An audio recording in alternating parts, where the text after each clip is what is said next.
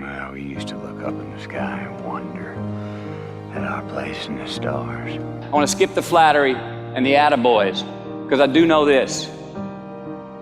The sooner that we become less impressed with our life, with our accomplishments, with our career, with whatever that prospect is in front of us, the sooner we become less impressed and more involved with that and these things, the sooner we get a whole lot better at doing them.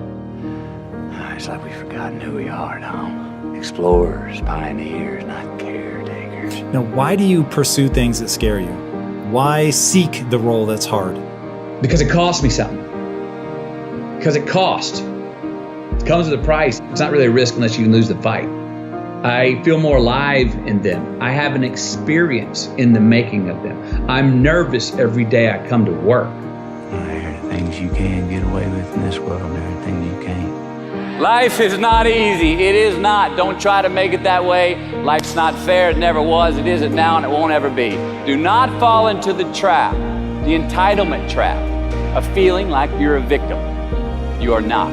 Get over it and get on with it. And yes, most things are more rewarding when you break a sweat to get them. I feel like when I nail a day and I knock it and I know I did, I feel like, yes. I have a measure at the end of the day of like, you set out to do something, you prepared for it, you had intention, and you did it.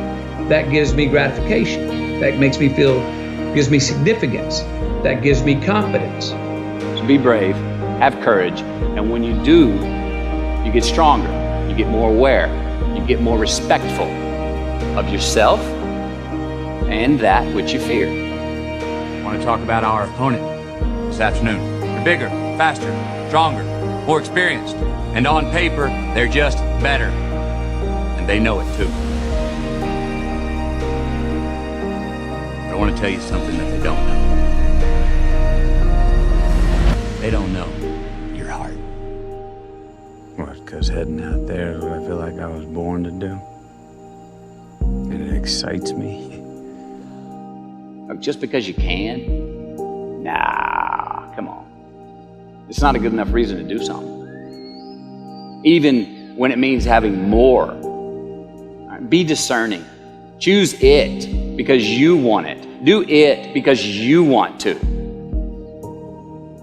It's on you. It's on you.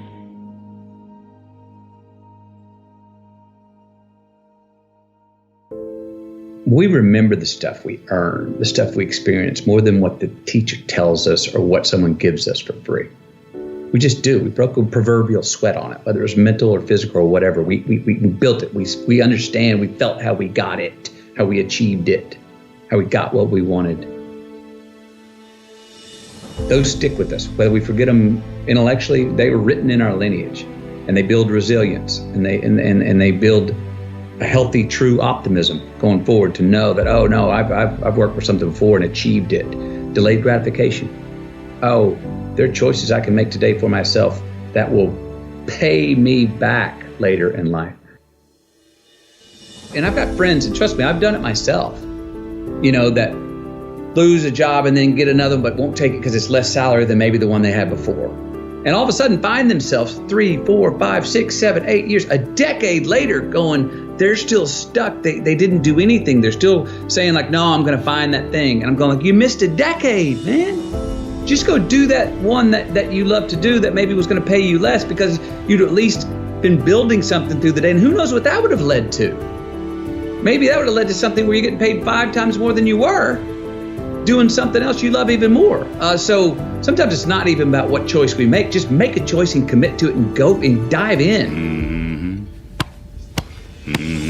So while we're here, and they're gonna run across the Jumbotron, let's make it a place where we break a sweat, where we believe, where we enjoy the process of succeeding in the places and ways that we are fashioned to, where we don't have to look over our shoulder because we're too busy doing what we're good at, voluntarily keeping our own counsel because we want to, traveling towards immortal finish lines.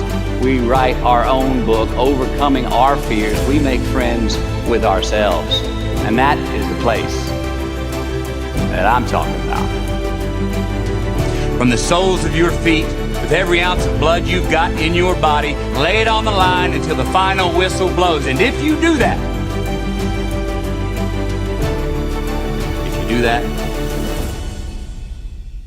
we cannot lose.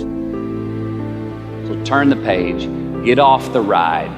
You are the author of the book of your life. Knowing who we are is hard. It's hard. So give yourself a break.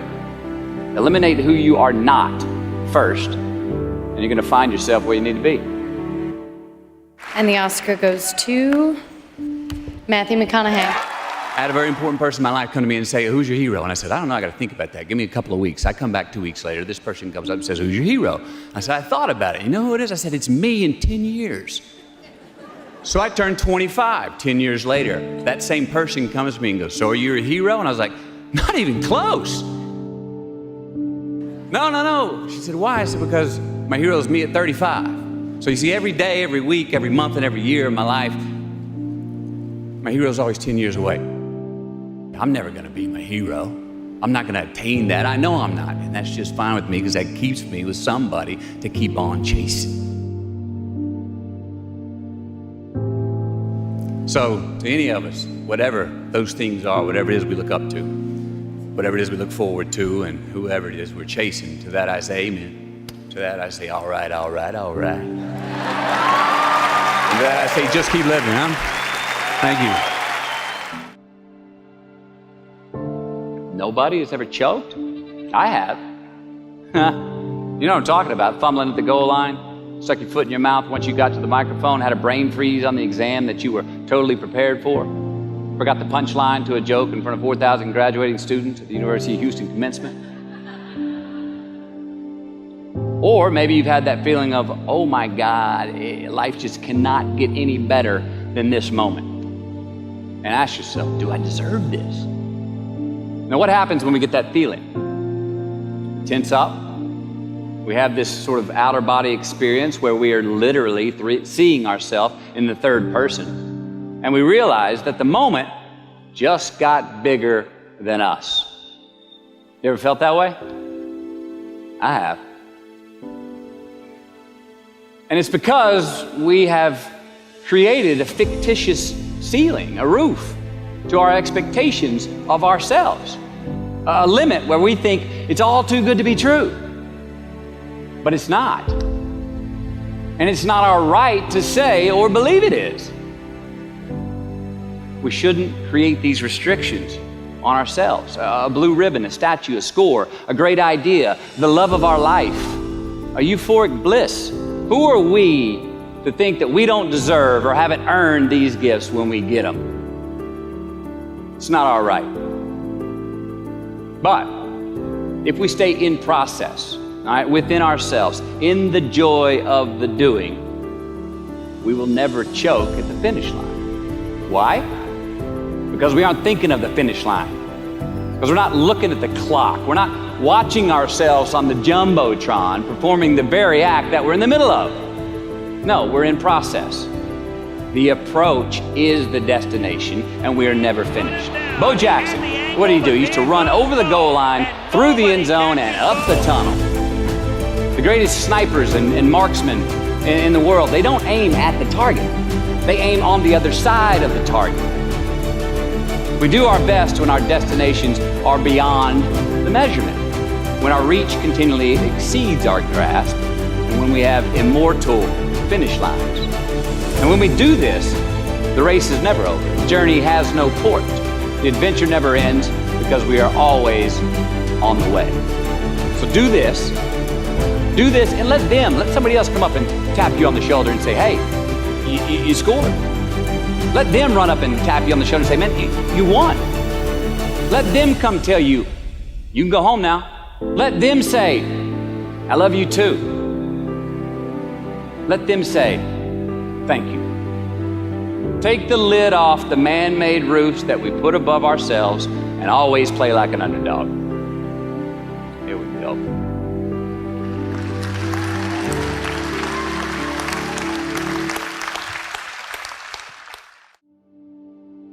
Responsibility of freedom and the freedom in responsibility. Life's more than just straight Saturdays with as much cake as you want to eat. It just is. You will see how long you last doing that if you really do it. You won't last that long. Responsibility is appreciation of a past. It's building of a lineage. It's investing in ourselves. It's investing in something we started to build yesterday that we want to take into tomorrow.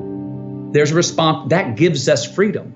So to actually have true freedom, we have to be more responsible for certain things, for ourselves, who we are, constantly investigating and interrogating our better selves to say, I'm going to be a little bit better at this tomorrow, knowing that we never land. We never, there's no ta-da moment.